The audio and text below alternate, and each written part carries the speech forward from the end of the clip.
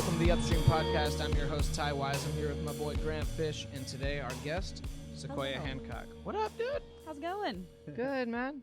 Good to have you on here. Thank you. How you been? Really good. Yeah?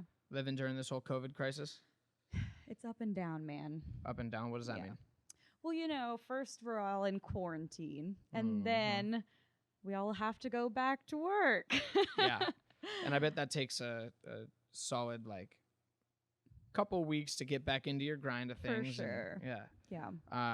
So when it comes to getting back in the workforce and just being a person, did you have to reacclimate yourself to life as normal? Yeah, absolutely. What does that entail? Just going from sitting inside all day, doing nothing, moving into being around strangers all the time was a huge adjustment. What do you mean strangers? Guests in the restaurant. Yeah. People I don't want to talk to. So just dudes on the street, just strangers. Yeah. Just, hey, you look like a good couple of people. Things are opening back up. How you doing? No. Nothing like that.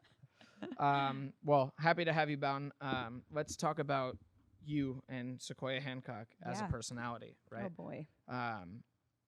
Talk to us about what you do. Talk to us about your everything. So, basically, I'm a Disney princess. That's why I'm here. Okay. Is it okay to say Disney princess? Is there a So not technically. I'm a party princess. Which sounds bad, but really it just means I host children's birthday parties. Why do you think that sounds bad? I know why it sounds bad, but you said it, so I just party princess. It just sounds like someone who brings you drugs or something else inappropriate. It doesn't sound bad to me. It sounds nice. That's the problem. What do you think it means? Well, when I think of party princess, I think of someone who frequently goes to parties and is the princess of the party. Yeah. But it's a completely different aspect. Yeah. No, literally, I'm in a ball gown. Kids are there. We have cake and a tea party. Yeah. So that's kind of your shtick? Yeah. What got you into that? So I've been in singing since I was about 6. And then one day when I was performing somewhere, I got recruited by a company. They were like, "Do you want to be a princess?" And who At says 6 years old? No. Sorry, years later. Yeah. Right? I'm Gotcha. into Okay. singing. Because at 6 years old, you're just like, I'm like, yeah. yes. I have to say though, even at 16, my reaction was the same. Right. Nice. Of course, I want to be a princess. What?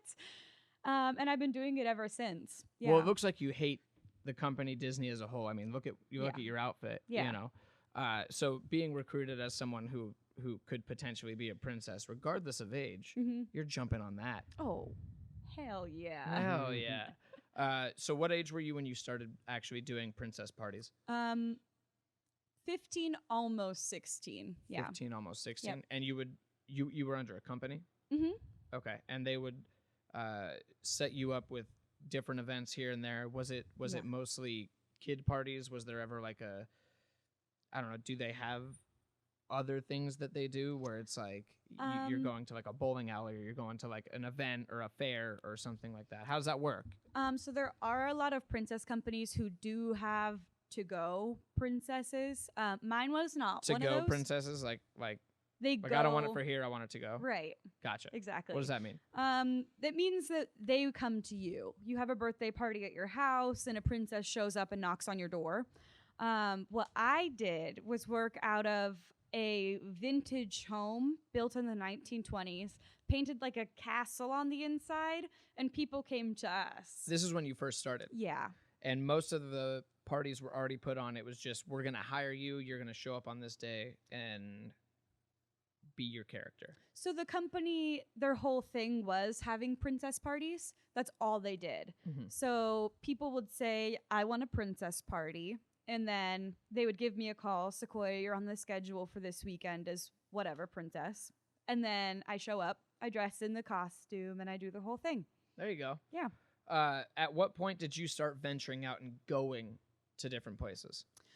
I still don't. You don't. No. You still go to that same it's a different company, but it's the same concept. So we have a location, and I go to the location, and I'm a princess only there. I want to jump back a little bit. You were hired under one company and you went to a different one. Mm-hmm. So the one company that you went, they would bring all the people Yeah. to there. Yeah. Okay. And And this one's the same way, just a different location. Okay. Mhm. So you don't go anywhere. You don't go on someone else's property. You Mm-mm. just It weirds me out. I don't want to. No, I agree. I think that makes the most amount of sense. Yeah. Are there what's your knowledge of the princess party company thing as a whole? Oh, I know so much about it. Yeah. Yeah. So are there She's a other companies that connoisseur. She's a connoisseur. dude. I'm a connoisseur. Yeah, there you Yeah, go. princess connoisseur. I mean, I've been doing it for 10 years now, so dope That's as fuck, dude. insane. That's a good Yeah. How many hustle. parties do you think you've done? well over 1,000. Over 1,000? Mm-hmm. What's your favorite Disney act to play? My favorite character There we go. is Belle from Beauty and the Beast. Yeah? Stella from Yeah. Beauty and the Is that Beast. your favorite movie? No. Mm-mm. My No. favorite is Sleeping Beauty, but I don't look like her, so I can't pull it What off. about you? What's yours? What's mine? Yeah. Well, I'm a pretty big fan of Ariel. You know. Little Mermaid? Yeah, I think it's just because I like being wet. Um, no, I think it's interesting that I didn't know anything about the princess life or Mhm. anything that was even a thing. You know how Yeah. how people would go around to different parties I and knew all about that be life. that person. What? Yeah. I knew all about that. Yeah. life. I bet you did. Oh yeah, Princess I Life, bet. 100%. I was a Lion King guy though. Okay. Mm-hmm. So you wanted people to dress as Simba and Mufasa and My Scar. parents, when I was little, got me I was like super into Lion King, and they were like, "Here's like a stuffed animal with Simba." It was Nala. I didn't know though. I was like, "Fuck yeah, Simba!" And my parents So were your like, "This entire dumbass life- little kid." Like, Your entire life, you're thinking that Simba is Nala. well, I know that now, but when I was little, I did. He's like, well, now I know that Santa Uh, Claus isn't real. Right. I mean, I'm just kidding. For those of you who don't believe, don't receive. But when it comes to going from company to company, obviously, from the first one, you had this, nice area that looked like a castle, and then you moved to another area that looked It like looks- a castle, or Yeah, it's like an Instagram store, kind of. what does that mean? In the way all of the walls are pink, and then we've got a wall with like flowers on it to take pictures in front of. Gotcha. cute. So okay, so Instagram ready anywhere you Yeah. look. Yeah. Okay. Do you know of other companies that don't do that, where you're literally, I hate to say pimped out to like this person's property, but you go there and it's like, all right, improv time, anything goes. Yeah, exactly. Most companies do that. It's a rare company that will have a location. Did you choose that on purpose? Yeah. Well, no, because the company that approached me first had a location. And then I just got comfortable with that. And then I moved to somewhere else with the location. But even the company that I work for does to-go parties. Gotcha. Yeah. So it's more and common. So forgive me, to-go parties are the ones where you go to another place. Yep. Okay, you just opted out of that. Yeah. Gotcha. I don't like it. No? Mm-mm. Have you done them before? Yeah, I've done a couple. What's the biggest difference? It's very unpredictable going into someone's home because you can tell them, hey, I need a table, I need chairs, I need a mirror. But the chances are when you show up, they don't have any of that. Do you have an acting background? Yeah, a little bit. So being put into that situation, that kind of tests an actor in Yeah. all of their forms, Mhm. right? You're doing improv, you're doing things you're doing things by script, but anything could happen. Right. So are you less comfortable doing that as opposed to something that not is necessarily scripted, but something that's more necessarily comfortable? Yeah, so as far as being a character goes, both are equally easy. What I don't like is the logistics of things. So if I show up and then there's nowhere to do their makeup, nowhere to have a tea party, nowhere to like play games, it stresses me out. I feel like I've heard you brought up this tea party a couple. How important is the tea party? So is this important. is this where we sell the youth on the princess? Not to say we're getting the youth drunk. That's not what I'm saying. But is this where we make it more real? Like that tea party aspect. You know, I have a how terrible is it that I'm blanking on my little sister's age? I want to say 8. Okay. Oh, yeah. Ready? We're going to do 2 takes. She's 8. She's 9. And but Eight and a that tea half, party dude. aspect, that could probably make or break the experience. Well, really what it comes down to is hungry kids aren't fun. Okay, explain. So if you go through a party and you don't feed them, they're cranky the whole time. Right. Um, That my fiance can attest to this. yeah, I'm also cranky when I'm hungry. I get it.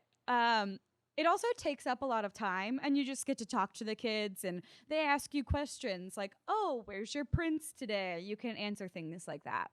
Gotcha. Mm-hmm. Do you ever have a prince actually accompany you to a party? No. Yeah, I feel like that's weird. Yeah. I was thinking about that today because obviously I'm at my home getting ready, and I'm like, are there ever any prince parties? Just And I'm thinking like, about princesses. it's a little weird, It'd be right? weird. Like you're never gonna have a Gaston show up and be like, I'm a prince at a party. That's Mm-mm. There's no especially famous now. princes- It's a little weird. It's weird. It's weird. Is there famous princes? Yeah, you Yeah. watch Disney movies. Aladdin. He's a prince? He's a prince. Ah. Yeah. I thought he was just like a homeless dude. I mean, yeah. I mean, you're not wrong. You're not wrong. You know, the glow up Okay, is so real. Aladdin. Mm-hmm. else? There's Prince Eric. Who's There Prince is Eric? Ariel's prince. Gotcha. Yeah. Shrek was kind of a prince. Shrek's a prince. Shrek became a He's king. a prince. I agree He with kind that. Yeah. of was a prince. I agree Was with he a that. king? I believe he became a king. Did he? Is that Disney? No. No, but that's Pixar, and that's Yeah, pretty damn no. close. DreamWorks. DreamWorks. DreamWorks. Uh, That's what it is. You know what my favorite Disney movie is? Is Finding Nemo. That's a good one. Yeah, just Mhm. like the whole soundtrack and like the journey through that. I was just like, I think I was like, I don't know, 4th grade when that came out. Yeah.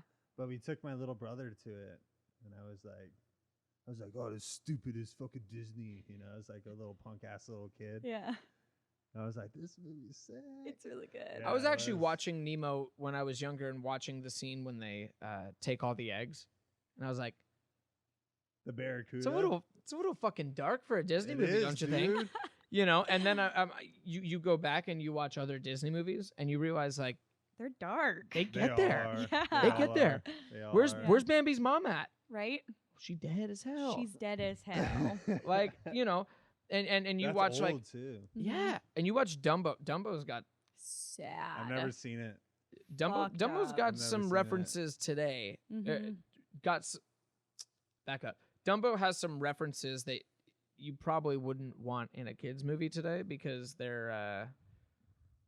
they go all over the cancel culture Well, maybe spectrum. that's Yeah. like those type of people when they were making those movies were like, all right, you know, we're making this kids show, but I have this platform to be able to kind of speak my mind on like Well, I think it's interesting you say that because it's another platform or an outlet where it's an media indirect can way of kind of doing it. where media can control what the narrative wants to be. Right. Yeah. You know, and while they have like Peter Pan, where Mhm. they're all sitting there smoking tobacco or hookah or whatever it Yeah. was, and then all of them, you know, get green in the face. That's They when they're cough, they're yeah. trying to push I the don't same remember that time as part. I don't Dumbo, remember that right? part. Yeah. When they're trying to get tobacco and everything out, but they're going to show it in a kids movie. Whereas now you don't see any of that Mm-mm. because they don't want to push the tobacco Yeah, agenda. They can't. Yep. They can't. No.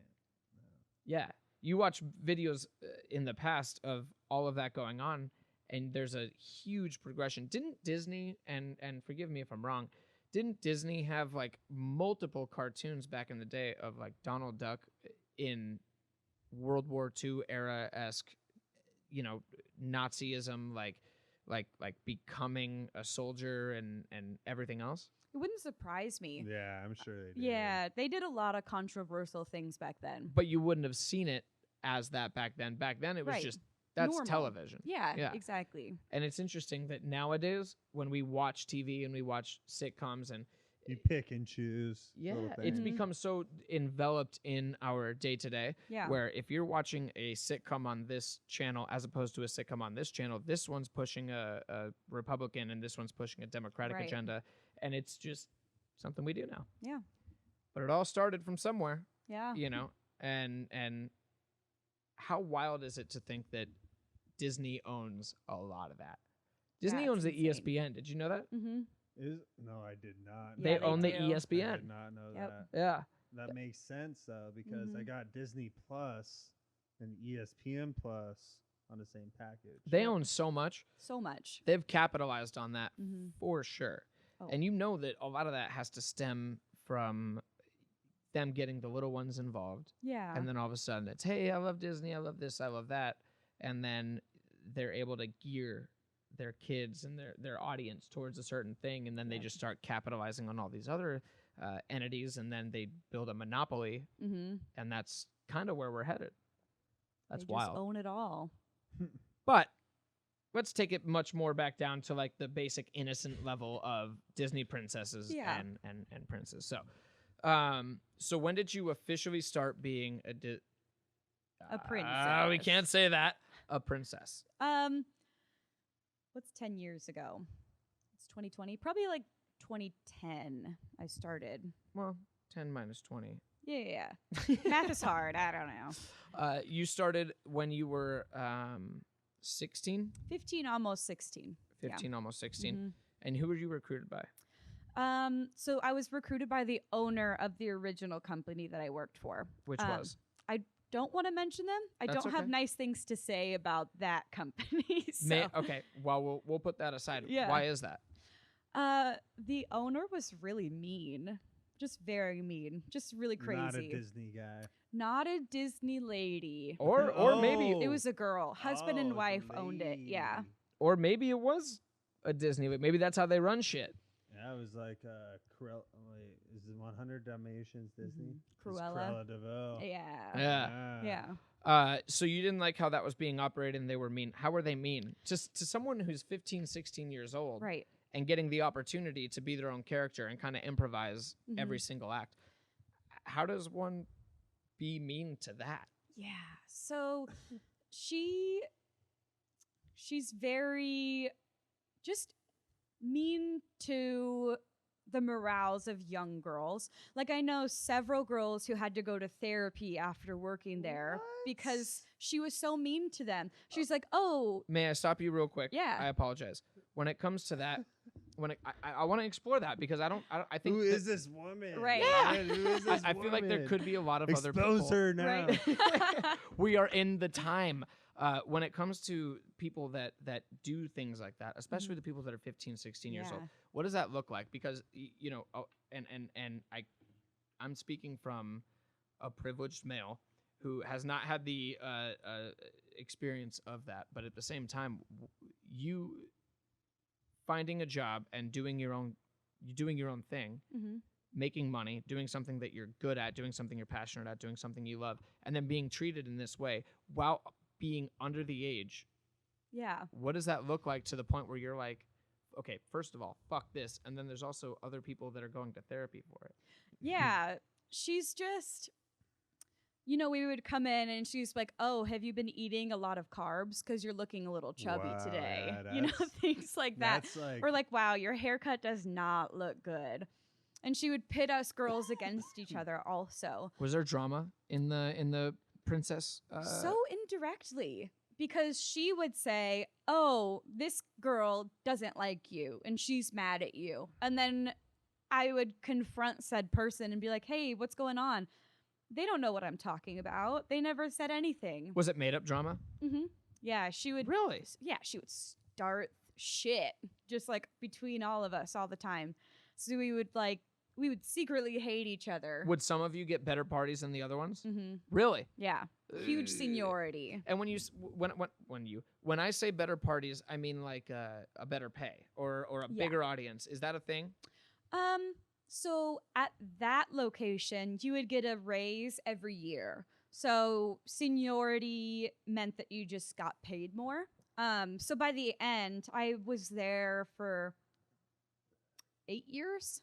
Okay. So I was Wow. getting the highest pay because I had been there for the longest. Right. Yeah. And during that time, how many drama controversies did you see? You never really saw them. It was more incestuous. Like she would take you aside and be like, "Hey, just so you know, you pissed off your helper today Oh, during your no. party." And then you go home feeling like shit because you're like, "Oh no, like what did I do?" And then you're like, "Well, I'm just not going to talk to her next time I see her." You know, Did things you ever like that. confront someone else that was like one of your helpers? What? Okay, back up. What was a helper? A helper, so they're basically doing everything that I can't do. So while I'm playing a game, they're cleaning up the face painting or like they're clearing the dishes while I read the story. Just kind of like it's So not they bad. It's a did the helper. bitch work Yeah, but I was a helper just as much as I was a princess. because you got to move your way through the ranks. Right. And sometimes it's kind of nice to just relax for a minute. And, you know, so if you do a princess party, it's stressful. So then you're just a helper at the next one and then you are princess again. Okay. Yeah. So it's never like obviously you have to build your way up. Mhm. Is it more of like you are a helper at first and you build your way up and then you become a princess, or does it kind of It's oscillate? kind of the same thing at the same time. So Okay. you have princess training days and you have helper training days, and then you do both. Gotcha. Yeah. So even when you were a tenured princess, you would still Do helping, yeah. gotcha. Yeah. So it's not like you're not good enough to be a princess yet. You're a helper. Yeah, it's more like, oh, today's your day to be a That helper. would be Yeah. even more fucked up than this lady sounds. Yeah. Right? Would they put She's some of crazy. you, like if there was a larger party, would they take like 2 or 3 princesses and say all of you are gonna You have go to and pay do the- extra for that. Hmm. you do? No, the people do. And did they ever? Yeah, sometimes. So there were some times that you would do that. Yeah, on a rare occasion. And are any of you trying to like outact each other or anything like that? No, it's kind of hard sometimes if you get a newer girl with you because they're very passive, and if you're experienced, then you do more during the party. And during the parties and things, I was texting you today, like, unless you're a method actor, Right. during that time, you kind of have to be method Mhm. from the time you get there to the time you leave. Absolutely. What does that look like? You learn how to not cuss. Like I'm really good at that. If there's children Oh, no. present, my lips are sealed. You know, you kind of get used to that, and then you talk in a different voice. Sometimes after a long day of princessing, I'll find myself holding my hands like in a princess position, and I'm like, Do you do that like throughout the party? Because Mhm. I feel like every time that you see a Disney princess or anything like that, I keep saying Disney princess. Are we gonna get It's- sued for that? nah, probably not. Okay, well let's Yeah. hope not. But any type of princess, you see them with that They're that this. dainty, Yes. but Like Dainty. here. you ever done Yeah. that in like a real life setting? Not just post party, but like the next day where someone's like, "Hey, thank you so much." You're like, "No, thank you." you know? Too many times, if I'm being honest. Really? Oh yeah. Like if I'm in the weeds at work, I'm a server for people who don't know me, right? Yeah, I'll be like, oh do yeah, that? absolutely, I can do that. I'm You like, do "Fuck." that? Oh no. You Yeah. sit there like filling up their waters. You're like, "I fucking did that." Now I'm God gonna dang it. notice that. I'm gonna be like at like Olive Garden and Yeah. like I'm gonna be like, can I get more breadsticks? And the girl's gonna be like, absolutely. I'll be like, she's a Disney princess. Yeah. It's a secret. Or what I'll find more often is talking in my princess voice. Yeah. Ooh, well, for people that work in the industry, that's what we call their service voice. Yeah, Yeah. but even my service voice is different than my princess voice. I bet. Ooh, show us the difference. Can you? Yeah, so like right now is my serving voice, right? Because I'm on a podcast, people are listening to me. Princess voice. Okay, which princess? All right, wait, hold on. Let's go. Let's take it in thirds, right? Okay, Let's take regular Sequoia voice. it's so hard to do because I'm like, No already- way. This is it. feel like I'm You on the did spot. it. You Here, did wait, it. ready? You did Ready? it. All right. Regular was Sequoia regular. voice. That was regular. No. okay, regular, like regular. What's your favorite That's beer? regular. Hazy little thing. Boom. That's Sequoia Ooh, voice. That's Regular a good voice. one. I like that. That is a one. good one. Yeah. All right. Server voice. Hazy Oh my little God, thing. I'm looking at a menu and I don't know what beer to choose. Oh well, let me help you. My favorite beer, IPA, so good. Let me help you find the right one. Boom. All right, ready? Ah. You're my favorite princess. Oh my God, what's? Oh, it's so nice to meet you. What princess was that? Probably Belle. Yeah, I was gonna say Probably. that one's your favorite. Yeah. Thank you for being put on the spot Oh, and yeah, being of so course. straightforward. It's like 3 back-to-back Yeah. Yeah. personalities. Yeah. basically. You know, you get used to it. For sure. I was gonna say after 1,000 parties, what is that? Over the course of 10 years, that's 100 parties a year. Mm-hmm. And from let's just take it 15, 16 years old, you're probably a sophomore or a junior. Yeah. And then so you have school and everything, you're probably only doing these parties on weekends. Yeah. So the bulk of all of your experience is going to come from after high school, Mm-hmm. but you were also a college student. Yeah. When the fuck did you find time for all this? Oops. That's going to happen. Yeah. I'll ask you the question again. Yeah. When I'm the ready. fuck did you find time for all this? Man, I just didn't have a social life because I was always in full-time college, usually full-time work, and then I did the princess parties on the weekend. You said full-time work, so realistically that looks like how many hours of college a week?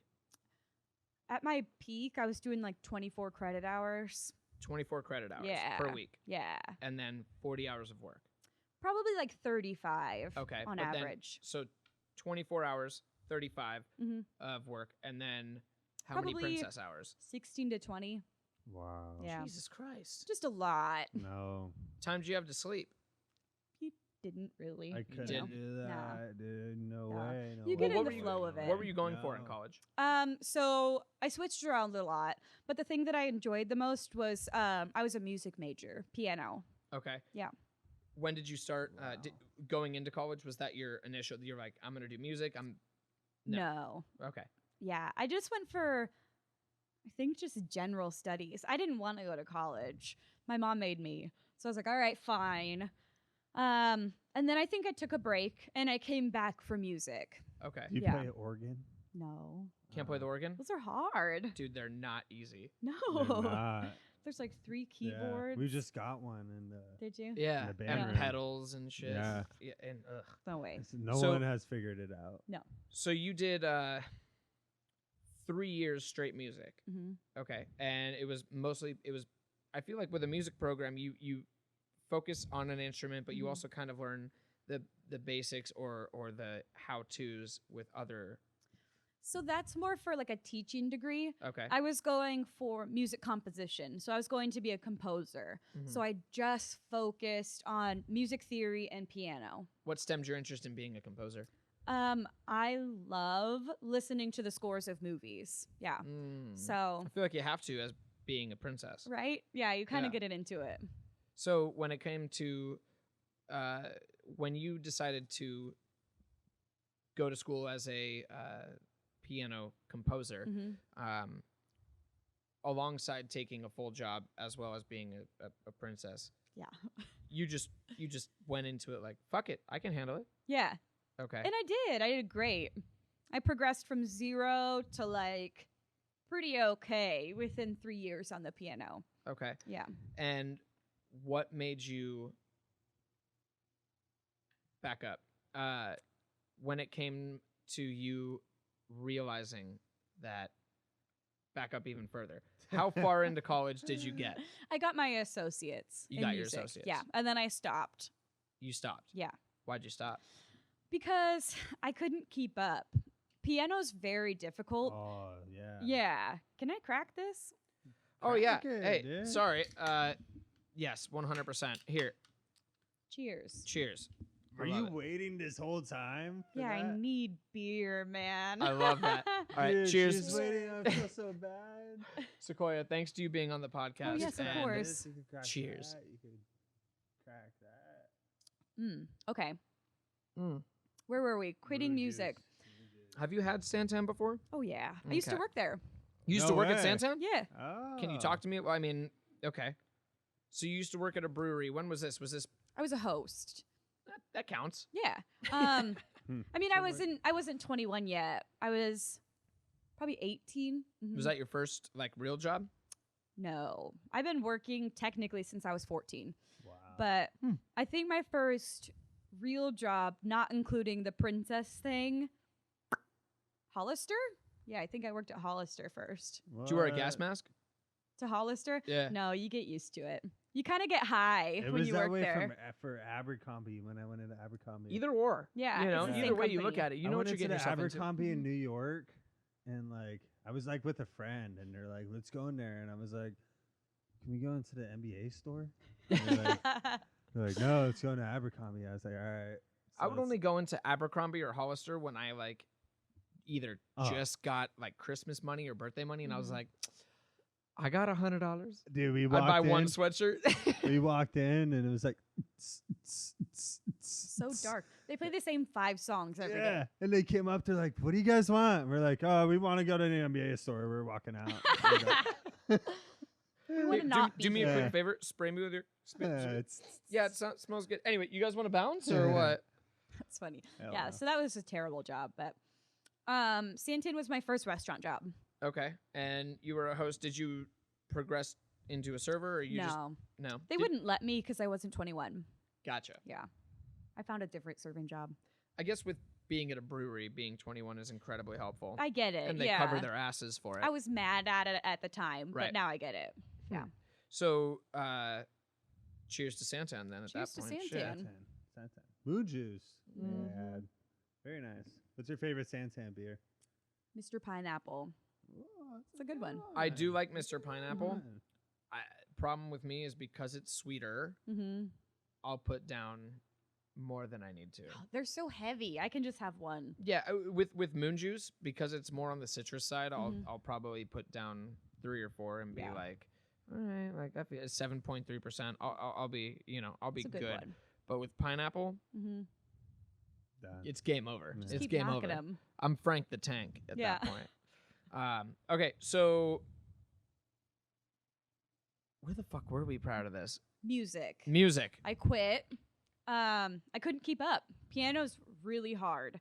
And Did you play piano prior to going to school? no. No. No. So as soon as you started college, you were like, all right, this incredible big instrument with ever so many keys. Yeah. I'm just going to pick that up in 4 Yeah. years. And I did. I did pretty good. Okay. Nice. How The many thing hours a day is- did you practice? Probably 4 to 6. Nice. That's a lot. Yeah. You get good. With your full job? Yeah. Jesus Christ. It gets more and know. more fun, like the better and better you Yeah. get. So. So for never having played piano before, I did do really well. But most of the people, in fact, everyone who is a music composition major or a piano major has been playing since they were a child. And I never got that. I got singing lessons When did you start singing lessons? at 6. Yeah. Early, Mhm. early. So Early, did early. you kind of understand like notes and A pitches? little bit. I had an ear, So but that's that about might it. kind of help with piano. Yeah. Having an ear is incredible. Yeah. If you know what you're playing, but you Mhm. don't know what you're playing and you just know that it sounds off, Yeah. that's It's helpful. huge. Is that kind of one of the reasons why you chose piano? Why did you choose piano as opposed to any other instrument? Because I wanted to compose music, and it's really easy to put what you're thinking onto a piano and then onto sheet music Mhm. because every key is a different note. There's no like guitar chords where you can have a C in so many different places. There's only one middle C. And so it kind of makes it simple in that way. And then building chords is also really easy. It's very visual. You skip a key and you have a chord, right? Gotcha. Yeah. They say if you play piano, you can easily learn any other instrument. Yeah. Did you ever want to aspire to do something like that? I mean, I played saxophone for a little bit when I was in grade school. I wasn't that good at it, but it was fun. Mhm. And I have picked up the guitar so many times I can't stick with it. Nah. It's just Same. piano. It's I mean, hard. I love guitar. Mhm. I've been playing for about 3.5 years, and Yeah. I can still only play chord here, chord here, chord Yeah. here. It but hurts there's- my brain. It just the amount of self-deprivation that goes into it. If you're not a prodigy or you don't have time to like actually get into it, Mm-hmm. I'll play a chord. I'm like, my fingers are too fat. Yeah. My fingers are too Yeah. fat. I just can't play it. It's And that's just, not the case. You just got to maneuver See, the around thing the is, instrument. just like with piano, like you probably, like you said, every note is different, right? So like C sharps, right. all that. It's right So in with front guitar, of your face. I learned on YouTube, Mm-hmm. so I don't know any of those notes. So I feel like from like a piano first perspective, that you're able to kind of be like, oh, that's a C sharp right Mhm. there, so you could kind of learn that quicker. Yeah. But like I still don't know, notes and how they sound. and Yeah. so might be easy for you to kind of like learn different instruments, you know? Yeah, it's nice reading music because that's like really a base to kind of learn Right. everything. And Mhm. you've taken that into your professional career as well. As far as princessing, or Yeah. yeah, So if you're given like a new princess that you don't Mhm. know, or obviously I would assume you do your research and If you she's watch the new, movies and yeah. everything else, but in learning the songs, you've Mhm. taken that and like, oh, I know how to read this. Honestly, I do most of my singing by ear. Yeah, I don't bother with the music. Heard that. Yeah. Okay, so let's go back to you. You dropped out of school, Mm-hmm. and personally, I'm a bad advocate for dropping out of school because Yeah. I never went to school to begin with, Mhm. because I don't. There's a lot of people that can do great things in school. There's a lot of people that will take the education that they're given and they're going to expand on that and do phenomenal things with it. Right. There's also a lot of people that go to school and they don't really know why they're going. They just know that that's exactly what they should be doing Mhm. because of the American dream and Their because that's what their parents made parents them. want. Right. Exactly. And I've never been on that train. So I guess hearing that you're a dropout to me is, heartwarming, because you're still able to support yourself and do the things that you do, Yeah. and you gained what you could, Mm-hmm. but once you realized that it wasn't for you, you dropped out. Exactly. I'm interested in that, because at what point did you realize I'm done? Yeah. So for me, the realization that I didn't want to be in school anymore was when I had finished my arts associate, and then I was looking into auditioning at ASU in piano, and actually for the music composition program too. And I saw the requirements that you needed, and I just started crying because I couldn't do any of that. They wanted like a massive portfolio of things that you had composed, and they wanted you to play like 4 different huge piano pieces for the audition. And I had just started, and so there was no way that I was going to make it into the school. And even if I kept going with piano for 10 years, I still wouldn't be able to catch up with the people who started when they were a kid. Is this to say that you, coming into a music program, just weren't set up for success, or is Yeah. this because you didn't have the prerequisite and they took you on regardless of the fact? Well, I think it's a little bit of both. So growing up, I did have the singing lessons, but they were like once a month, Mhm. We couldn't afford a lot. And we definitely couldn't afford piano lessons. And so I never got the chance to build that as a kid, which is vital if you're in music. If you're going to read sheet music and be a classical musician, you're basically screwed if you don't start young. You have to. And so that put me at a disadvantage. But at a community college, I was at MCC, and they accept anybody. You take a beginning piano class, and then if you pass the test, then you can move on. So I was only at the disadvantage in the regards to like not having previous experience. They did everything they could to set me up, really, but ASU had ridiculously high expectations, and Which I is never weird for ASU. right. You Their know, music program is pretty good. no discredit to them, but I mean, let's Right. call it what it is. Yeah. ASU is not the end all be all of greatest college Right. communities, but they do have certain places where they excel and where they don't. Mm-hmm. But I guess my interest goes more towards, for someone who wants to pursue music, they're either, I disagree with the fact that they're either born into it or they're not. Yeah. Because there's people like Bill Withers who picked it up when they were in their late 30s, 40s, and came out with, all the hits that Is he that did. true? Yeah. Hmm. Bill Did not Withers know was not that. a musician I did until not know that. yeah. Ain't No Sunshine and Lovely Day and all of his hits, Mm-hmm. those didn't come to rise, and he never actually picked up a guitar and did his Damn. deal Wow. until he was late in his 30s, early 40s. That's crazy. And I find it so interesting that for people that want to pursue music at such a young age, Mm-hmm. that there isn't like a, I don't know, there isn't like a graduate program, Yeah. or there's not like a way to get you there. It's, hey, if you didn't start at 3 years old being a prodigy, good luck. Well, I don't think it's necessarily about music in general. I believe that anybody can be a musician, right? It's classical music that's a little bit more elitist. Yeah. Like I could still be a composer if I wanted to, but at that same time, I would never make it into ASU because they're classically training you and you need to know all of these different things. But see, if you were to say that same thing about Juilliard, I would believe you. I'd be like, oh, that makes sense, Right. because the people that go to Juilliard, they're the top of the top, the Right. best of the best. You saying ASU, I'm kind of like, really? Yeah. You know, like you know, if you want to go to ASU and get your 4-year degree in classical music, in classical music, that's one thing. And then take your 4 years, and if you really want to pursue it and get everything you possibly can, then take that and go to a place like Juilliard. But for Right. them to set the standard as high, you know, it's it's elitist. great. Yeah. It's great because they want great people, but Yeah. I don't know. The music major community is very interesting. It's a lot of people that don't have to work while they go to college, and all they do is music all day. And it's hard. Like, no judgment to them for not having to work. It's great that they don't have to and they can pursue that. But a lot of people it's just not reasonable for. So even if, like, let's say that I didn't have to work, then maybe I could make it into ASU because I could spend 12 hours a day studying. But I can't. I have to work full time in addition to that.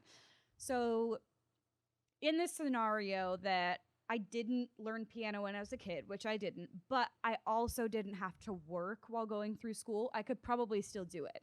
But it's a matter of you have to have so much time. do you think it's a big thing of you not having the prerequisite of piano beforehand? I mean, yeah. In all of my like piano workshop classes, I looked like such an idiot all the time. I'm playing like a level 1 piano piece while everyone else is playing like Tchaikovsky and like all of these like Debussy, like all of these beautiful pieces, and I'm sitting here like playing Mary Had a Little You Lamb stuck on with the it, piano. all right? Yeah.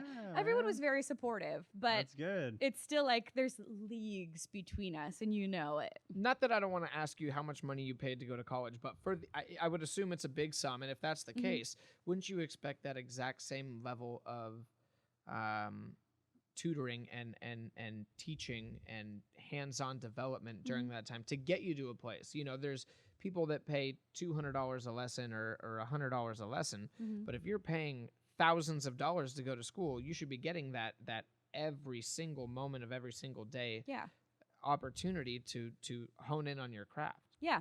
And I did. I got private lessons. I was in the workshops. I had like 5 piano classes that happened multiple times a week.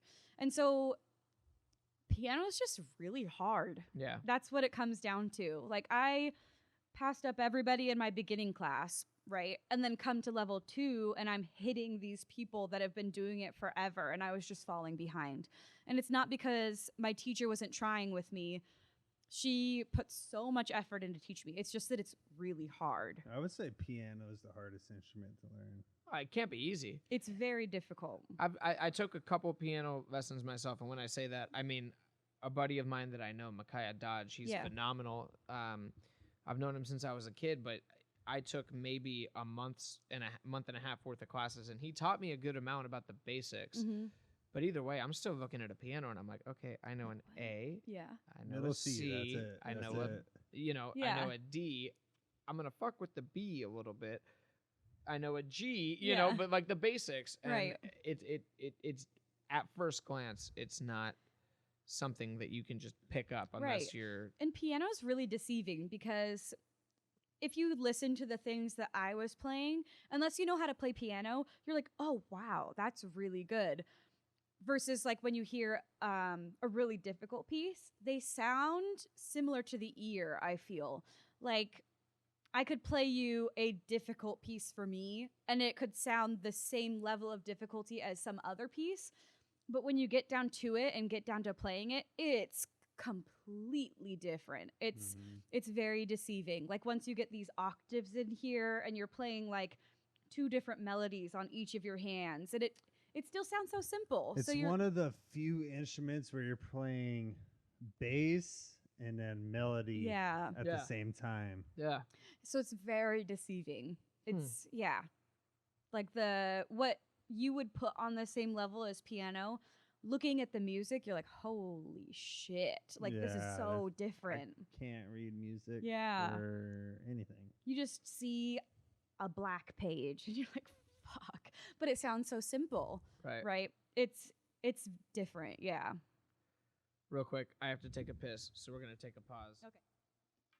Do you think that universities advertise their programs in a, I don't want to say a false way, but in a way that it seems like you don't have to spend your entire life or your entire career at the university just studying, whereas there's some people that need to devote their time to working and building a life for themselves? No, honestly, I think it was a little bit delusional from the start because everyone was like, "You're crazy for trying to do this." I'm like, "Nah, I got this. I got this." Right. So it wasn't anything that ASU did. In fact, it was my fault that I didn't look at the requirements to get in before I started on this path to begin with. Right? You ended up going to ASU and dropping out, or you I didn't make it into ASU. didn't make it Yeah. into ASU? I saw what the audition was, and I was like, I don't have any of that. Mm. Gotcha. Yeah. Okay. So they don't really falsely advertise. It was a failure on my part to look and see what their requirements were to begin with. And I was just like, yeah, I'm going to do this. Not knowing the world that I was getting into. I didn't grow up in the world of classical music. I just started like singing and I'm a princess and it's just like really like light and I have an ear for music, so it's easy for me. And I didn't know the monster that classical music is. It's so different. So for people that are in your same position, Mhm. right, and are starting from level 1, what advice would you give to them? Don't go to school, man. Really? Honestly. Community college is great if you're trying to learn the basics of music theory. Those classes I'll always be grateful for having. And the lessons even at community college were great.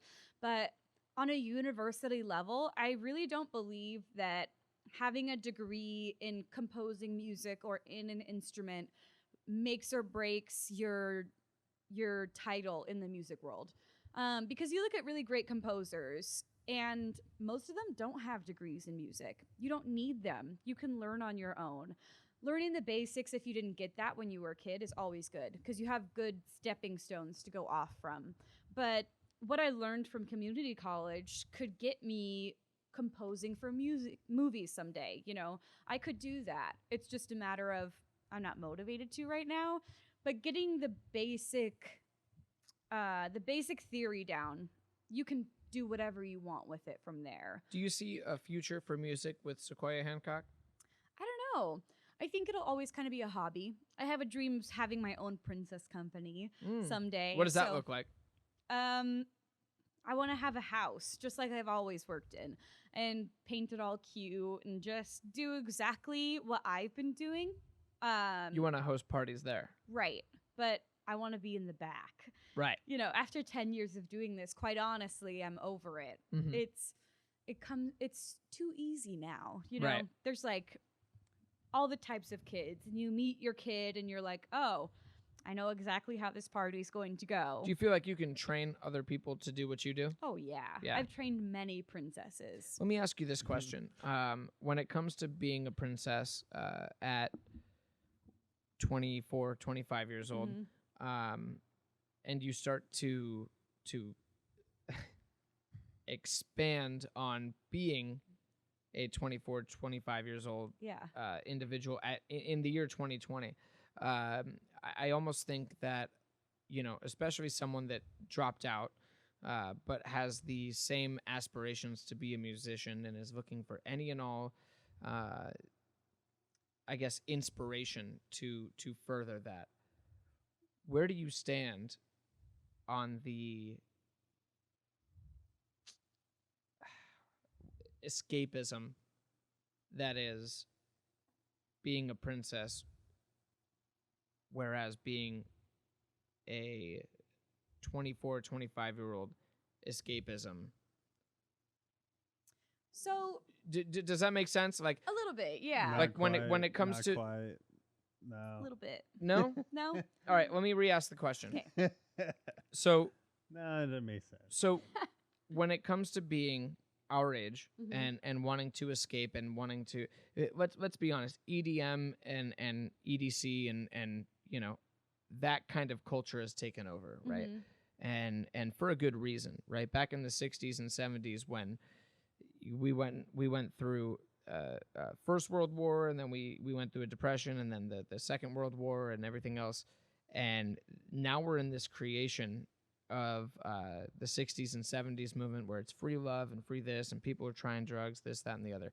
Okay, fast forward to the 2000s when we just got out of the Iraqi war and everything else, and now we went through this economic turn, which Mhm.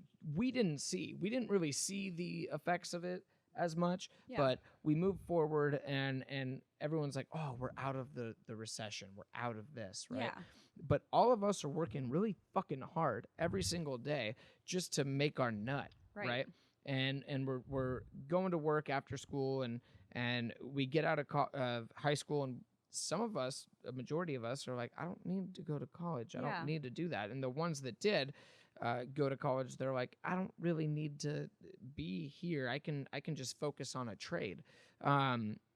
Those individuals and the people that like myself who never went to college, we're all just like, I don't need that to pay the thousands of dollars to be in that higher education. But what I can do is do much of the same thing that they did back in the day, Mhm. and start my own business, but do what I do and learn a trade, but also kind of expand my mind and do things a little differently than others do. Cut the shit short, let's just call it what it is. I guess for someone like yourself, who I saw at the Tool concert, Yes, man. that's why I wore this shirt today. Blew my fucking mind. That's right. Yeah. You know, seeing things like that and Mhm. and being able to understand their musical development and love what they do, not because they're the biggest band of all time, but they have a cult following and they do things a little differently and they change up time signatures and they like to envelop the psychedelic aspect of Right. everything. I saw you at the Tool concert a couple months ago, Mm-hmm. and that's why I thought this would be Just awesome out of to bring this nowhere, up. or like No, we knew we were gonna be there, We- but we didn't plan on running into We didn't. each other. Yeah. He was my manager at the time. yeah. We were like, be there, maybe see you. Maybe. Maybe. I Every don't know. time that happens to me, I see the fucking person that I like said that to. Mhm. Yeah. You know what I mean? It's magic. Well, I'm at the concession stand and I'm ordering a beer for myself, and she's like, Ty, and I'm like, Yeah. You're all you fucked know, up What's already. up? oh, I'm already hammered. Yeah. I was but- with my boyfriend and his dad. It was Ah. like I was so sober. And I'm Yeah. with one of my buddies who's much older than I am, but you know, we just knew that we were gonna have a good time at the Oh, Tool yeah. concert. And let's talk about the concessions for a minute. Yeah, This shirt pretzels. by itself, in and of walking into the, what'd you say? Did they have pretzels? I'm sure there were pretzels offered. I'm sure there were. I'm sure there were pretzels. pretzels I love offered, but pretzels, I went to that show knowing that I was going to spend way So more much than I money. should have. Yeah. On top of the ticket itself, I was like, I'm just going to go there. I'm going to buy some merch. You know, Tool hasn't played in a minute. Mm-hmm. They got a brand new album out. Whatever. Mm-hmm. Bought this shirt, bought another shirt, bought a sweatshirt. And the guy's like, do you want your receipt? I'm like, no, really, you fucking keep it. Like, really, I don't want to see it. Don't want to know. I checked my bank statement a couple of days later, and I'm like, Oh no. yeah, dude. it's rough. But That's the worst. when I saw you, like, we had talked about it, but I Mhm. saw you at the Tool concert. I'm like, okay, she gets it. Yeah. There has to be another aspect to you that makes you as good of a Disney Ditzy princess as you are. And I kind of want to talk about that for a second. Yeah. So every Disney movie that you see, Mm-hmm. there is some sort of psychedelic aspect that Oh, comes of it. For sure. Every single one. Everyone. Yeah. Regardless of what movie it is. Mm-hmm. There's fantasy, there's colors, there's things that one would have to take themselves out of normal reality. I mean, have you seen Dumbo? You have not, but I haven't. No. Dude. You haven't seen Dumbo? I haven't. Dude. You haven't actually seen Dumbo from start to finish. I don't know the story of Dumbo. you should watch it. I would be down, honestly. It's on Disney Plus. Okay. Old Yeah, school? I think so. Without the edits. I don't know about that. I mean, I would Is there assume that edits? Disney Plus. Yeah, I has- heard- Edits? I heard they were scrubbing a lot of old Disney Mhm. films to make up for the 2020. Why? Yeah. Why, Yeah. dude? Yeah. Because they want to make everything, appropriate Time for those people. appropriate. Yeah. Yeah. I mean, the way I see it is like, all right, so like the Civil War statues is like one thing. Tear those motherfuckers down. Like, that's no reason. But like, You lost the war. Yeah. Well, it's not even that. It's like the reason they were fighting it. Blah blah blah. That's a different fucking conversation. Mm-hmm. But the stuff with like the Disney, that's like historical film.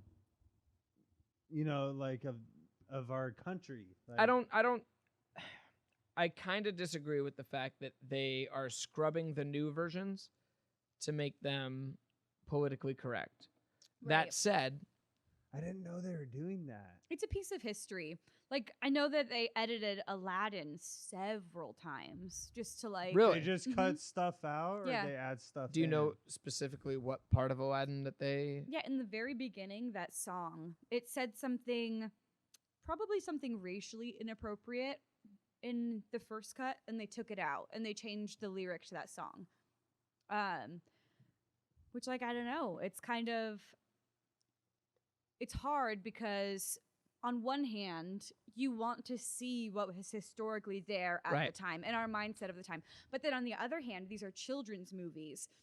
And if these racially charged scenes, words, statements are in our youth's eyes, do we want that to continue? That's right? a great point. Well, Yeah. here's another thing. Let's say that you keep those things in Mm-hmm. and our generation grows up how they are. Yeah. But then in the middle of our generation, you cut all of those scenes out, Mm-hmm. and then there's only new generations of the video that you see, Mm-hmm.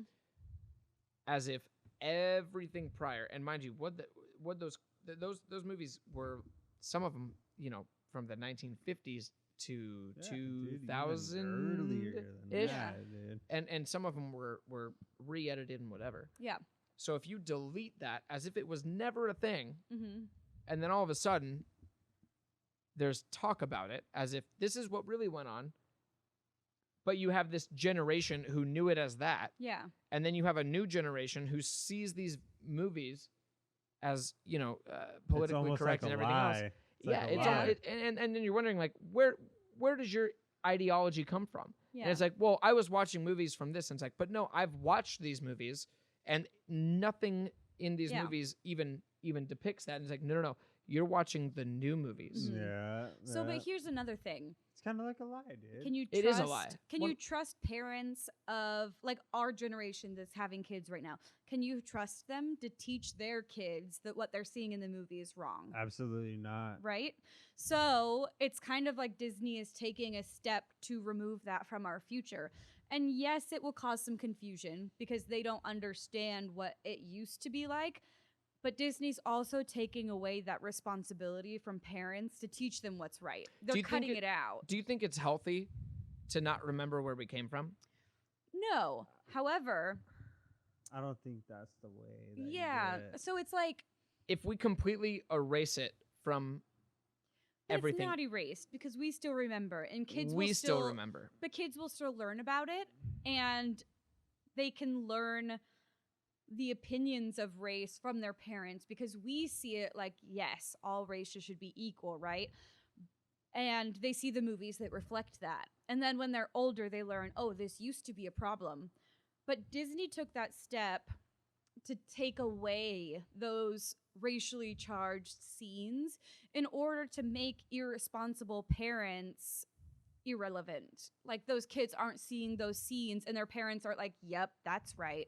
Like make sure you think that way. They're not seeing that at all. So it's being erased from the media that we take in, which is hugely impactful in our lives. So they don't even get that choice. They see something that is not offensive racially because we can't trust all parents to be that way. I think it's interesting though, because to erase it from our history is to say that it never happened. And I think growth comes from realizing that it did happen, especially from the company. Again, I'm a little biased when it comes to Disney because I was that kid that never went to Disney. Right. But I think when it comes to someone that we look so towards as Disney to paint the perfect picture, to paint the beautiful picture, the happily ever after picture, to completely erase the not happily ever after picture and create this utopia of where we've always been right. Everything we've done has been right. Right. From the 1950s to now, we're just going to edit every single video and make it right. Yeah. Does that completely erase our progression as a society? That's a really good point. It probably comes down to what role does Disney play in our lives, right? Huge. Yeah, it's Huge. massive. But then, like, I see both sides on it. Like, yes, we should acknowledge that Disney has not always been perfect. But then at the same time, and I don't know if they've made a statement on why they edit things, because maybe there's something out there that we don't know about. And they've been like, hey, we fucked up in the past. This is why we're changing it. And this is our future. That's it right there. Maybe Admitting they have. you did something wrong. Yeah, like is maybe they have huge. admitted it, which wouldn't surprise me really if Disney's like, hey, we edited this. No. Like I know on Disney Plus I've seen a couple of videos or a couple of movies or whatever, and they have a disclaimer like, hey, this contains something that's offensive and this does not reflect our current thoughts. I think there's something to be said for that because while I've pointed a lot of fingers at Disney through this whole time, Yeah. I think a lot of it has to be said towards the Dude, population Disney as a whole. hates you. Yeah. Huh? Yeah, Disney hates Disney you now. hates you right Whatever. now, man. But yes, I think that Disney has progressed in a way where they're like, all right, we're gonna adjust. Mhm. There were a couple movies that they released on Disney Plus as is. Yeah. And it was the mom partisan that was like, no, you're not going to Right. show that. And then Disney caved. Mhm. Disney shouldn't have to cave. Right. So let me back up and say that I apologize for saying that Disney, politically corrected their videos, because I feel like they did the right move by trying to release the videos in their truest form as a whole. Mhm. It was the current political agenda that wanted, everything to be washed. Right. I don't agree with that. I think that we should have put everything out exactly as it was. Mhm. Forget what everyone else is thinking, because this is where we were. Yeah. Look where we are now, because look what happened when we subjugated these individuals Yeah. to this stereotype, and we went through this era, this era, this era, and now we're here. Right. I think there's something to be said for the progression of Disney, but at the same time keeping the realism of what happened back in the day. Yeah. And I definitely see that. But bringing it back to my Princess Party experience, there are a lot, like a terrifying amount of parents who are not present in their children's life. Parents who overly coddle their children or just When you say idealize. overly coddle, I mean, I've had parties with 4 and 5-year-olds who can't complete a sentence without mommy because she's so like involved. And I don't, like, quite frankly, I don't trust Americans' parents to teach their children the right way.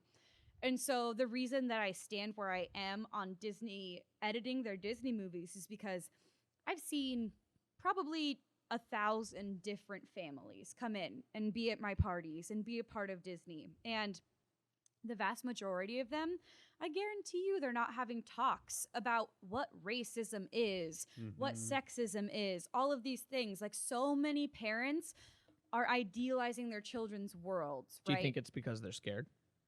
I mean, I think it's because they're closed-minded, quite frankly. Yeah, or I think it's just because they're not like thinking that hard. ignorant, kind of. On Yeah. the subject, like you can totally get into that racial subject with Yeah. ignorance. You It's know, crazy. It's where it stems They're just from. ignorant. They don't Mhm. know. I don't trust America's parents to teach their children the right thing. So the reason that I stand by Disney editing their movies is because I know that most families won't teach their kids wrong or right. They'll just let it happen. And kids absorb so much. And so if they see racial scenes in their movies, that is what becomes okay to them. And it's not like, for adults, it's good to see our history. And for older children that understand the past, it's good.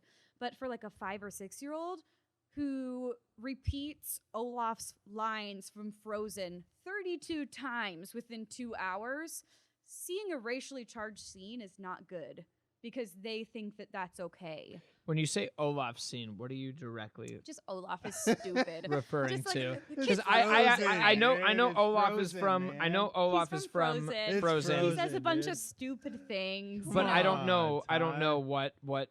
I mean, Olaf I've never didn't say- actually seen the film. Yeah, so Olaf didn't say anything like weird, but he's just like a funny guy. He's like, I have no bones. Just like, he's just a weird like character that says weird things. So let me ask you this: Are you on?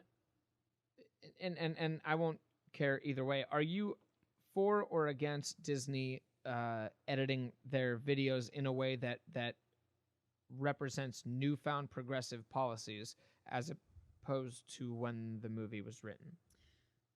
So, kind of both. I believe that both versions should be available, but the more readily available version should be the edited one. Again, because I don't trust America's parents to teach their kids in a progressive manner. Okay, Right. I So, love that. But I they should agree be with that. available. You should be able to see the unedited version. I think like you might start seeing these things like Catcher in the Rye. Mhm. It's one of my favorite books of all time. Yeah.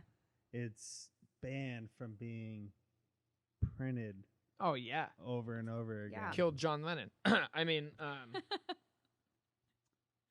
ooh, he got Yeah. mad at that. So Yikes. I think it's gonna kind of become a thing like that where you Mhm. start seeing newer type, like you were saying, like newer types of the movies Mhm. coming out. You still have the VCR version, which is gonna be worth a lot of money one Yeah. day. If I you still like, have the- all my Disney VCRs. inside the case. Mm-hmm. That's good. Yeah. Keep it like that. Yeah. Yeah. But yeah, no, it's good that, like if it doesn't start where from a place like Disney, then Mhm. where's it gonna start? Right. You know what I mean? Yeah, but let me ask you this: If for some reason those versions of those videos go away, let's fast forward 100 years. Mm-hmm. We have two separate types of videos, one of which has been edited, one of which wasn't, Mm-hmm. and the one that wasn't played enough. Do you think we could see a resurgence of the bullshit that everyone was just okay with? I mean, And that's me thinking in the negative aspect of Right. things, It right? is. Yeah. No, I mean, 100%. it's Yeah. definitely negative. It's definitely possible, but It's a possible scenario. But I see that thousands of years from now. And if we had a severe disevolution? Whatever that word. Disevolution? Dis or un? I don't know. Either Hmm. or. Regressing in development, right? Irrevolution. But that doesn't seem that likely, right?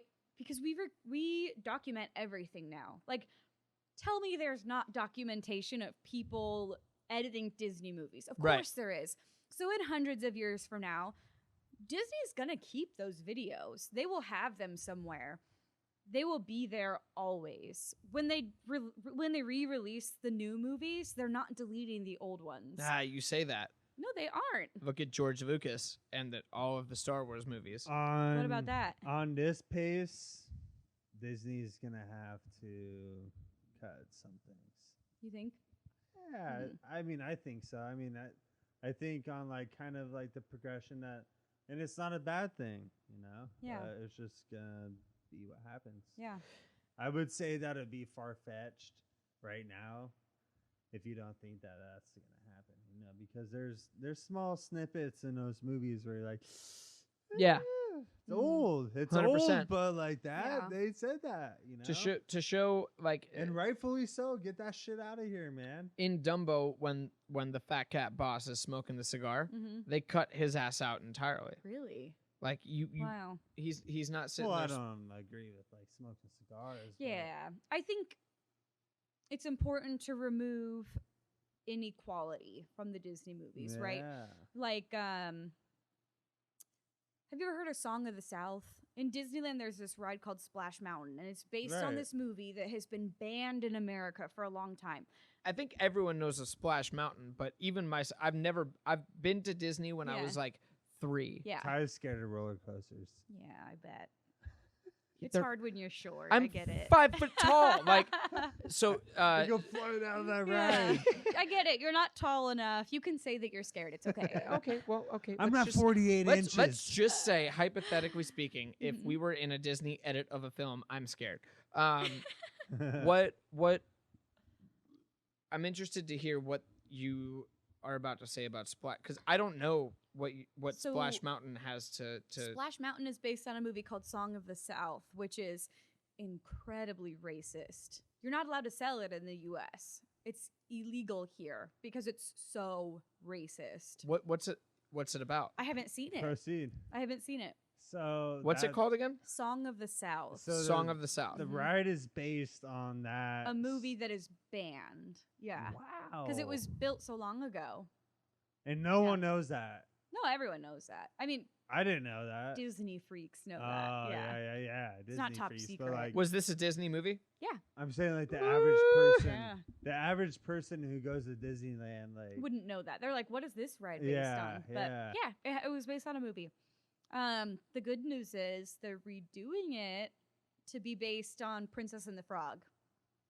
I like that movie. Yeah, with Princess Tiana. Okay, hold on. They're redoing a movie. They're that redoing was a ride. okay. Yeah. They're redoing a ride Uh-huh. that was deemed too racist to show. No. They're redoing a ride whose movie was deemed too racist. The Okay. ride itself, you was don't it know. a Disney movie? Yeah. Song of the South, yeah. Okay, so they're redoing a ride Mm-hmm. because the movie that it was based off of, produced by Disney, Mm-hmm. was deemed too racist, and so they are now going to redo the ride. No, that's not why. It's just old. They've been doing that. I mean, I think it's more of a statement. They're redoing it as the princess Mm-hmm. Which from I the think- Princess and the Frog, which is from Disney. Louisiana, Yeah. and the princess is black. Yeah. I think it's a beautiful statement. I agree. I Yeah. agree. But you don't think that's kind of like their way of saying? No, I think I love that they're doing that, but at the same time, it's like, okay, we fucked up, Mhm. so we're just gonna revamp it, and we're gonna make it something that's more culturally appropriate But is because that we bad? fucked up the first time. Like, No, I think it's just so Disneyland's whole thing is that it's never finished. It's ever evolving. They always want to add new things, make new things different. Probably within the last 5 years, they've redone like 3 or 4 rides to make them the same track but a different ride all together. So the fact that they're doing this to Splash Mountain isn't the first time that they're doing this. It's just getting old. It's do you been know around what for a in long correlation it has with the old movie? time. No, because I haven't seen it. Gotcha. Yeah, it's just a bunch Has of it animals. just been completely scrapped from? Yeah, you can get it if you look in the right place online. I'm Yeah. sure, but There's It's not plenty readily of available. Disney movies that they don't even yeah, like have swept under the rug. Yeah. Yeah. They don't it doesn't fit with the times anymore. You know, they're like, get rid of it. So is that to say that Disney is ever evolving in terms of what's popular? From a business aspect, yeah. Well, I For mean, sure. look at all the things. Like, you just told me that they own ESPN. Yeah. Like, look at all the Oh, they own things. so much more than that? They own like Yeah, look at all the ABC, shit that Fox they're kind of News, just, like you know. Brie, will you do me a huge favor? Will you look up what Disney owns in terms of networks? I think, again, I just find it kind of like a cop-out that they're going to take something that they've known as monumentally racist and then make it into something where they finally incorporated a black princess. But And they said, I don't Now, think I they're love saying, that they're doing it. I think love that they're doing it. But at the end of the day, it's let's take something that people disagree with and say, well, look what we did. Okay. So there's like, again, there's two sides to that. There's that way of seeing it where like, oh, they don't want to be caught for having this anymore. I think so they're that's a gonna get good way rid to of put it. They don't want to be caught. But that ride was built in like 1955 when that was appropriate, when the movie was legal here. I don't think it was ever appropriate. When I mean, it definitely when it was man, back then. culturally appropriate. yeah. Was it ever okay? PC. No. It was PC back then. But was it culturally acceptable? Yes. And we know now that that is not right. But Right. look at us in 1955. We were so different. Mm. Segregation, man, you Right. know? So, like, all of that was going on. And I think it's more disheartening to think that it took them this long yeah, to that's be like, fair. hey, That's what fair. was the reference? Because honestly, like, my friends and I that go to Disneyland a lot together, we've been thinking about this since Princess and the Frog came out. We were like, we gotta get Splash Mountain changed to Princess and the Frog. And it's not just because it was based on a racist movie. Honestly, if you ride it, it fits the movie perfectly. It works so well. It's a water ride. It's like, it's outdoorsy, just like Princess of the Frog is. So racism aside, it's still a good fit, you know? Splash Mountain. Yeah. That's one of my favorite rides at Disneyland. I love it. That I feel like and it's a huge Space favorite. Mountain. Mm-hmm. Space Mountain, Splash Mountain. Well, now it's like a Star Wars thing. They Brie, changed it back. Oh, did they? Yeah. Brie, what does Disney own? There's so many. 21st Century Fox. All that shit. Stars like Stars Entertainment? Okay. So they own Marvel. Mm-hmm. Okay. You didn't know that? I did know that they own Marvel, but That's recent. But how many films have you watched where you're sitting in the movie theater and all of a sudden it's and you're like, this is 21st Century Fox. Yeah. And you didn't even think that's owned by Disney. And Disney being this like Mickey Mouse, oh boy, you know, type of thing. Meanwhile, 21st Century Fox has these R-rated films. Mhm. You know, ABC has its own news network. Disney is reaching into all of these places where they can manipulate. Dude, it's huge. Like, Yeah. Walt Disney is literally fucking frozen. You think Alright? so? No. No, he is. No. Walt Disney is frozen. All right, hold on. I want to talk about that. So there is a big conspiracy There that is. Walt Disney's frozen and that he was anti-Semitic. Now I'm Jewish, so Mhm.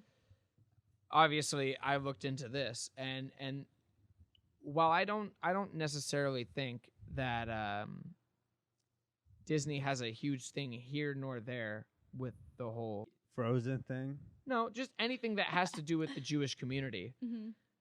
I do think that the initial once they realized how far they could get Disney into the masses, Mhm.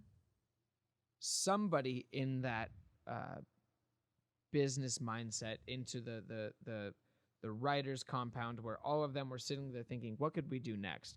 You're telling me there weren't a couple people in there that were like, we could probably manipulate the media Yeah. this way. Oh, for sure. Walt Disney was not a perfect man. Yeah, I think We know he this. knew that. He was not. So when I think about Disney, and I think this ties back into why I'm a princess or why I expand my intellectual mindset, right? I'm always changing in that way. But there's two sides to Disney. There's the corporate side, which is really it's easy to look at Disney in an evil way when you look at it from the corporate perspective, right? They are eating up all of these companies and they're exploiting us for our money and they're making things that are popular, right? But then you look at the other side, which is what I choose to focus on as a princess and just like in my life in general. Disney has people that spend their entire lives trying to make other people happy. You know, I remember one time I was in Disneyland watching this new fireworks show they had, and they had this entire projection system that made Main Street USA, which is like the front part of Disneyland, into a fireworks show. And it was incredible. And I just had this moment where I was like, there are people who spent their entire careers developing this software just to make me cry at Disneyland. Yes. And that is something beautiful. Yes. But my concern with that is that there's other people that you being at Disneyland, there's two separate sides of Disney. Right?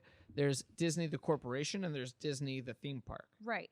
And the theme park is always going to employ those people that want to make people happy because that's what they feel internally. But then also they employ people who do that for a living with their movies, you know?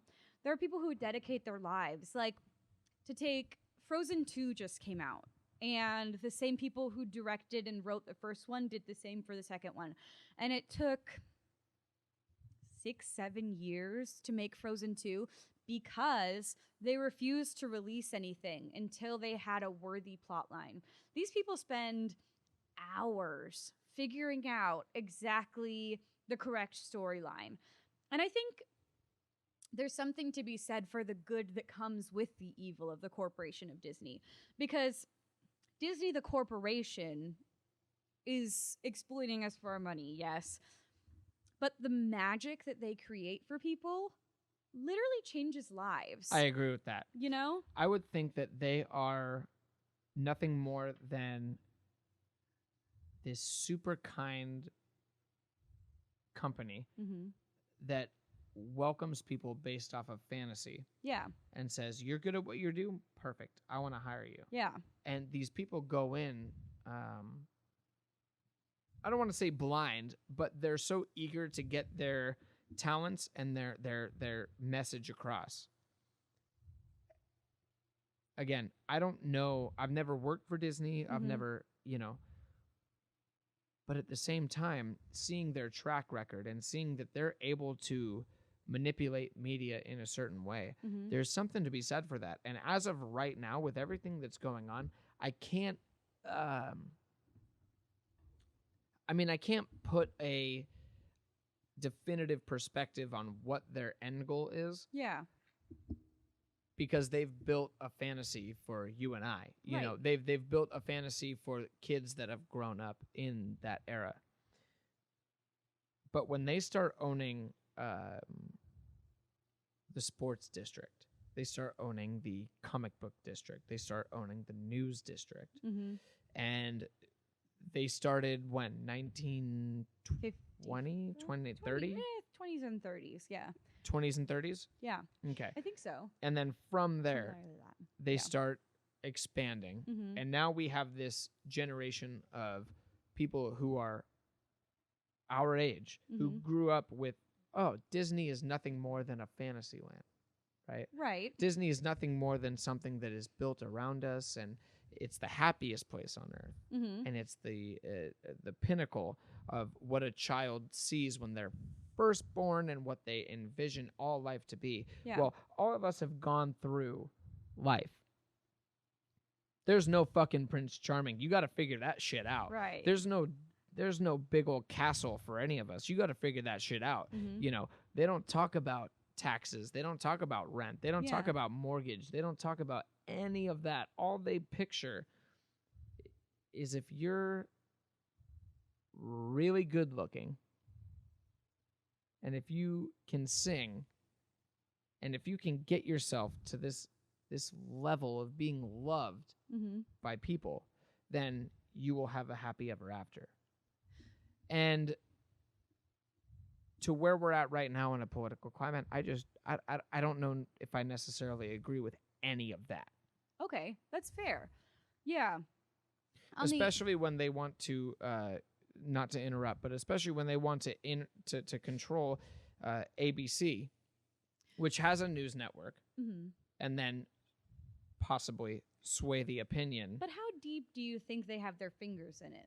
Because from my understanding, they do that to make more money. They kind of 100%. And that's exactly what I want to talk about. But don't they like leave them alone? Like they still do that. Like, hey, we're going to buy you so that we make more money, but you keep doing you because you were making money before we bought you. How do they make more money? Because they bought them and now they get a cut of the profit that company had made before. Yes, I think they make more money by enlisting certain people that they knew maybe that would get to that point. Yeah, I don't know. You know, but and it's a crazy thing. It's like, again, it's like coming to a certain age where Santa Claus isn't real anymore, where you start to realize that Disney is nothing but a fantasy. Yeah. And that Disney is nothing but a corporate business. But isn't that just part of growing up? Like nothing. It's just like Santa fucking Claus. Santa Claus. Disney is just like Santa Claus. You grow up thinking that it's this magical thing, and then you realize it's not real, but then you incorporate Santa Claus into your life anyways.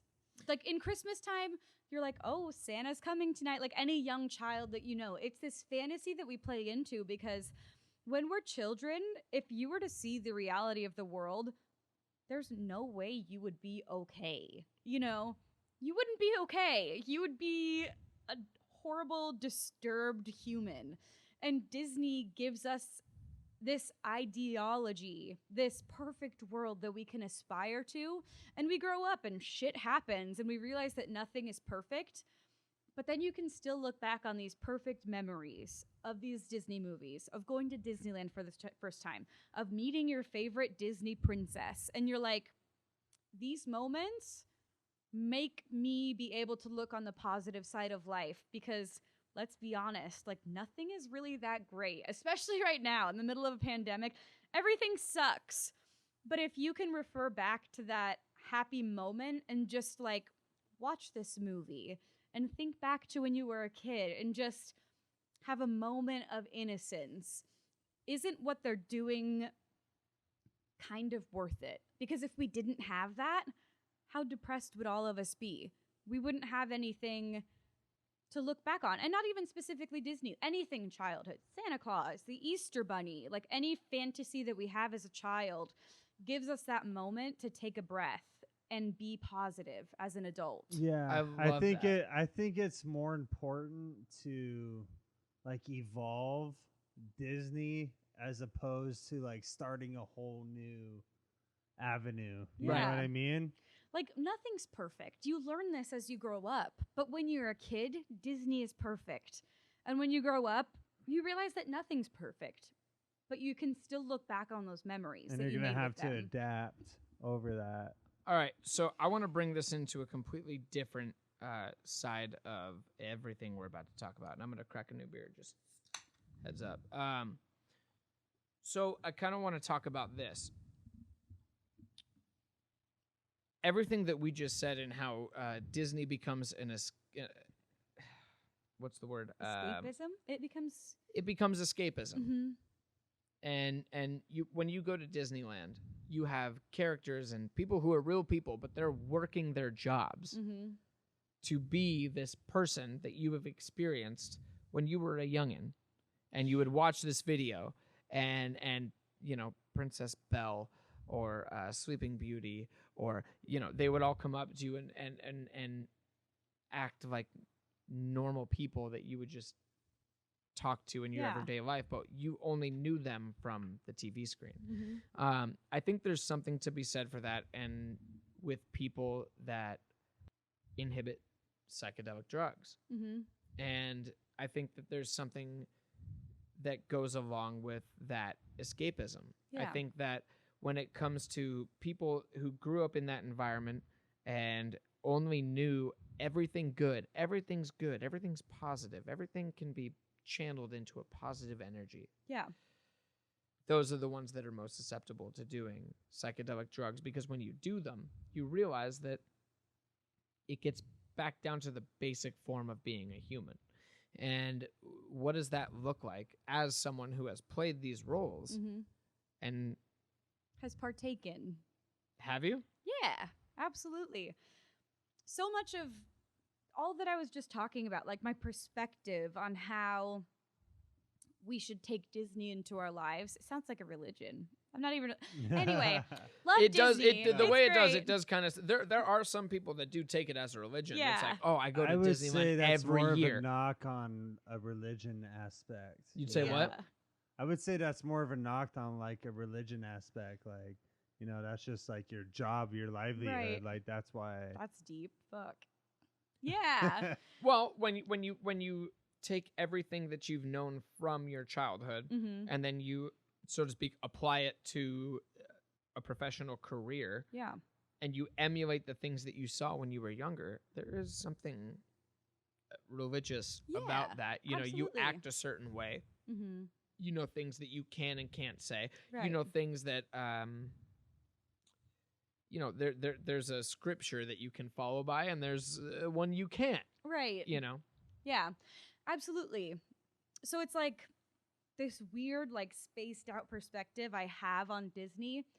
It was probably because I've done so many psychedelic drugs, you know, and it's never had a direct impact. Like, I'm not sitting there tripping, thinking about Disney. Like, of course that doesn't happen. Who does that happen to?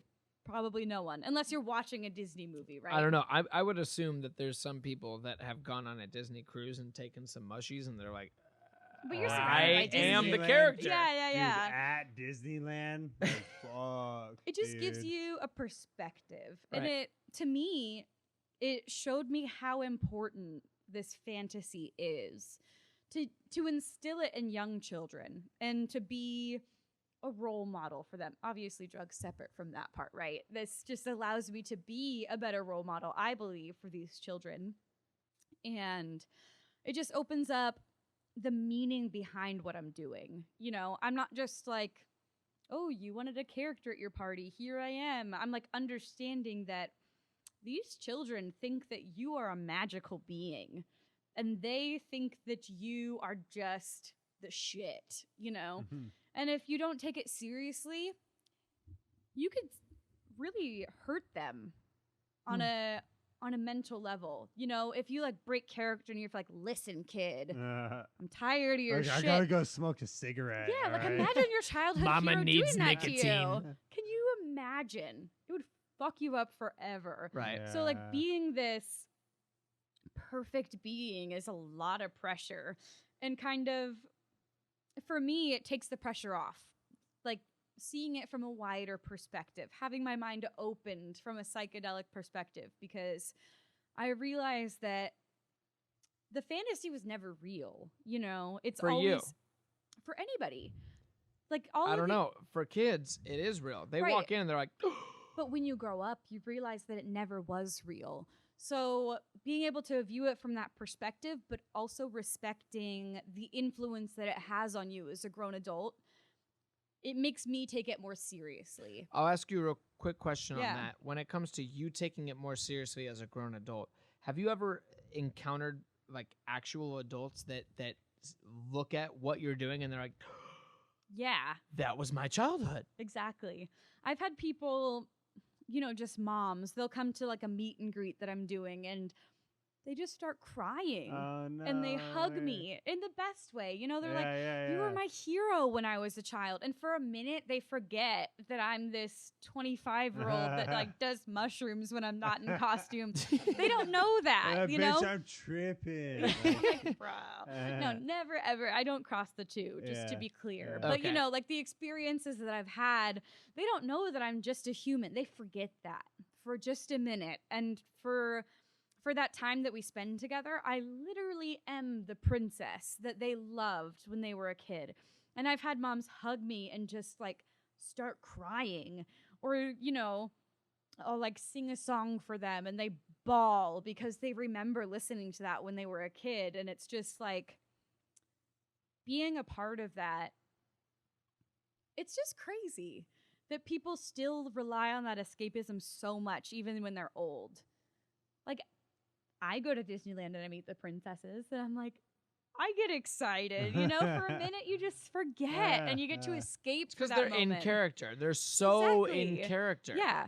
I'm not meeting some girl dressed as Elsa. I'm meeting Elsa. Right. And it's exciting because you watch these movies and you love them and you fall in love with the characters and this perfect world that they build. So when you meet them, it's exciting. You forget that the world is real for a second and you just get to have this moment with this girl dressed in a costume, but she's not. She's literally Elsa, or she's literally like whatever princess you're meeting. It's the coolest thing. It's not just for kids. I think for children, it supports having an imagination and looking on the positive side of things and being nice to people, things like that for children. But when you're an adult, it reminds you that things don't have to always be shitty, you know? I think something that is commonly misconstrued is the idea of child's play. Mm-hmm. And what I mean by that is when it comes to child's play, when you're young and you watch all of these videos and then you go to an amusement park or you go to whatever and you see all these characters, you're living in that escapism. Yeah. When you're an adult, you don't get that every single day. Mm-hmm. And so when it comes to doing things that take you out of your realms of comprehension and you take that and you get out of your realms of responsibility, it's frowned upon. Right. And I don't know if I agree with that. It shouldn't be. I highly disagree when people are like, oh, you take this, or oh, you've done this. Mm-hmm. How could you? It's like, well, Yeah. no, I want to get myself back to a childlike state where I feel like I can do anything and anything is possible. Yeah. And when you have that thought process of I can do anything and anything is possible, it builds this energy in you where I want to try this. I want to do this. I want to go for this. Yeah. It builds And motivation. It's motivation. Yeah. Exactly. Like, tell me that's a bad thing. For a minute, forgetting that there are boundaries. Because really, they're not real. They're constructed. And being able to get into a mindset where you can forget all of those boundaries is so beneficial. How many times has someone thought in a one-track perspective and then been given a completely other track perspective and done something positive? Oh, so frequently. And I feel like that gets misconstrued. Mm-hmm. I'm a huge supporter in allowing psychedelics to be regulated Yeah. and allowing people to do them, because at the end of the day, it breaks them out of this mold of this 9 to 5. I have to go here to here Mm-hmm. and do this, that, and the other, but not experience my childlike state. Yeah. What is imagination? Imagination is when we were a kid and we thought, I don't know what's possible, but I think I can do this, this, this, this, and I want to this. be a unicorn when I grow up. Exactly. Things like that. And it's like everybody who has a huge corporation now once had a crazy idea. And sure, it's turned into something evil, and that's like totally a different conversation entirely. But the reality is, we wouldn't have anything that we have if someone didn't have some like weird ass crazy idea and they did it. Like, who thought to even like this table? Who thought to fucking cut up a tree? Yeah. That was weird at one point. Who thought to put designs in the tree? Exactly. And so we're in this world where we're so structured and so trapped in that it's hard to come by those ideas naturally. And if we can find a natural or unnatural in some situations solution to get into that mindset, how else are we going to progress? 100%. Yeah. I 100% agree. Sequoia, what's the future for you in terms of acting, singing, princess? What are you doing? Man, I don't know. I know that I want to have my own princess company someday. But what I've realized is I don't really have an aspiration to be like famous or have people know me. I don't want people to know me. I like being private, you know? So I've kind of not given up, but realized that that idea is not really for me. So I'm not pursuing a track of being some like ultra famous person anymore. I just want to be happy. And would you start your own princess, I don't know, LLC just to get people interested in getting out of their bounds? No, it would just be really simple. I feel that it's kind of a lost cause to force people into opening their minds. I don't know. You think so? Yeah. If you really believe that doing this currently illegal substance is bad, you're not going to have a good time when you do it. I kind of like where your head's at because it kind of makes me think that you are an advocate. And if that's the case, what does that mean for Sequoia Hancock? What do you mean? Like if psychedelics were legalized? Yeah. I'll just do a lot more of them, man. So where are you going right now? I just started an office job because what I've realized is I don't really care what my 9 to 5 is.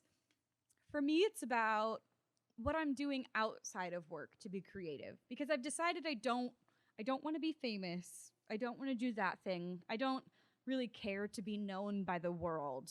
It's just not something I'm interested in. But what I want to do is to keep growing intellectually and to keep pursuing more passions, right? And so whatever job allows me to do that, like gives me the free time to go hike a mountain and take some mushrooms or to go like travel to Europe and like fund that trip. It doesn't matter what that is because I'm focused on outside of what my job is. Do you think that you're coming to an end of your princess career, or do you think that it's only about to reach a pinnacle point where you figure out something where you reinvent the wheel? It's hard to say. I'm done. I have to say, for the most part, I'm done being a princess. I've seen it all. I've had everything from the best kids to the worst kids and everything in between, you know? There's not really more to discover in that, but I could see sometime in the future reinventing the wheel with my own company, but being the overseer and inducing those thoughts in the people that I hire. So you would start your own company. Is it fair to say that something in your line would be to start your own company in the future? For sure. It's so fun. It's lighthearted.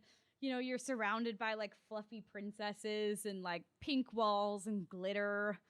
It's fun. You know? Who doesn't love pink walls and glitter? Right. Right? I still have glitter all over me all of the time.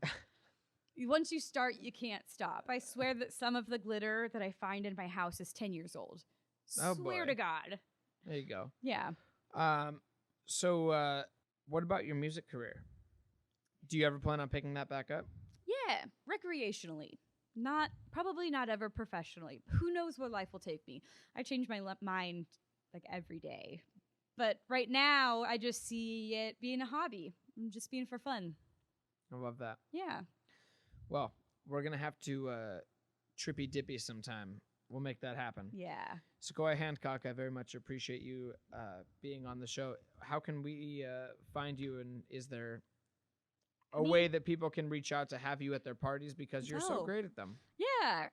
If you reach out to me on my Instagram, Sequoia Sunshine, I'll spell it. All one word? All one word. I'll spell it though. Sequoia Sunshine. That's my Instagram.